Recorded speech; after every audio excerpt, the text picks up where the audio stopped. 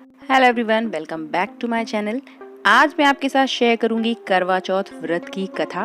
Video अच्छा लगे तो like, share and subscribe to my channel.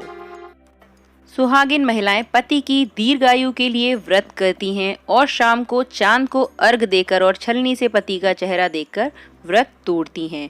वहीं कुंवारी कन्याएं मनोनुकूल पति की प्राप्ति के लिए इस दिन निर्जला व्रत रखती हैं, तारों को देखती हैं और फिर व्रत खोलती हैं। आज हम आपको बताने जा रहे हैं करवा चौथ के व्रत में पढ़ी जाने वाली पूरी कथा। साहूकार के 7 लड़के 1 लड़की की कहानी। करवा चौथ की पौराणिक कथा। बहुत समय पहले की बात है। एक साहूकार के 7 बेटे और उनकी एक बहन करवा थी। सभी सातों भाई अपनी बहन से बहुत प्यार करते थे, यहाँ तक कि वे पहले उसे खाना खिलाते और बाद में स्वयं खाते थे। एक बार उनकी बहन ससुराल से मायके आई हुई थी। शाम को भाई जब अपना व्यापार व्यवसाय बंद कर घर आए तो देखा उनकी बहन बहुत व्याकुल थी।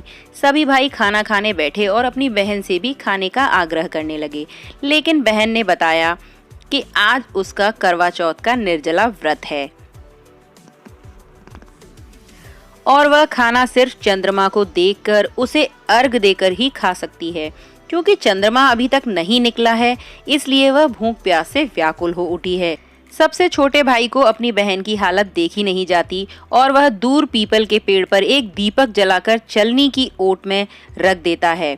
दूर से देखने पर वह ऐसा प्रतीत होता कि जैसे चतुर्थी का चांद उदित हो रहा हो। इसके बाद भाई अपनी बहन को बताता है कि चांद निकल आया है, तुम उसे अर्घ देने के बाद भोजन ग्रहण कर सकती हो। बहन खुशी के मारे सीढ़ियों पर चढ़कर चांद को देखती है और उसे अर्घ देकर खाना खाने बैठ जाती है। जैसे ही वह पहला टुकड़ा मुंह में डालती है तो उसे छींक आ जाती है।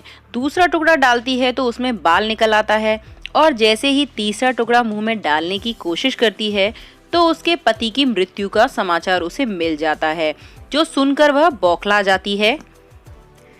सच्चाई जानने के बाद करवा निश्चय करती है कि वह अपने पति का अंतिम संस्कार नहीं होने देगी और अपने सतीत्व से उन्हें पुनर्जीवन दिलाकर रहेगी। वह पूरे 1 साल तक अपने पति के शव के पास बैठी रहती है, उसकी देखभाल करती है। उसके ऊपर उगने वाली सुई नुमा घास को वह एकत्रित करती जाती है। 1 साल बाद फिर करवा चौथ का दिन आता है।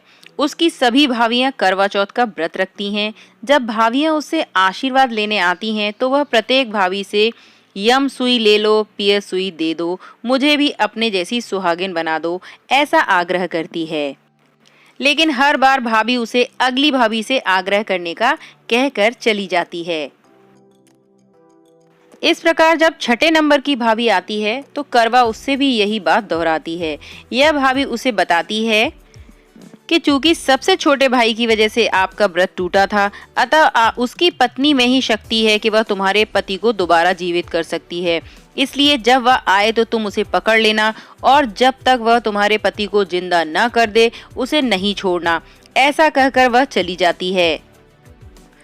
सबसे अंत में छोटी भाभी आती है। करवा उनसे भी सुहागिन बनने का आग्रह करती है, लेकिन वह टाल मटोली करने लगती है। इसे देखकर करवा उन्हें जोर से पकड़ लेती है और अपने सुहाग को जिंदा करने के लिए कहती है। भाभी उससे अपना हाथ छुड़ाने के लिए नोचती है, खसोटती है, लेकिन करवा उसे नहीं छोड़ती है। अंत में उसकी तपस्या को देखकर भाभी पसीज जाती है और अपनी छोटी अंगुली को चीरकर उसमें से अमृत उसके पति के मुंह में डाल देती है। करवा का पति तुरंत श्री गणेश कहता हुआ उठ बैठता है। इस प्रकार प्रभु की उसकी छोटी भाभी के माध्यम से करवा को अपना सुहाग वापस मिल जाता है। हे श्री गणेश, माँ गौरी, जिस प्रकार करवा को चिर सुहागन का वरदान आपसे मिला है वैसा ही सब सुहागिनों को मिले। तो ये थी करवा चौथ व्रत की कहानी। आपको कैसी लगी जरूर बताइएगा। मिलते हैं नेक्स्ट वीडियो में, तब तक के लिए धन्यवाद।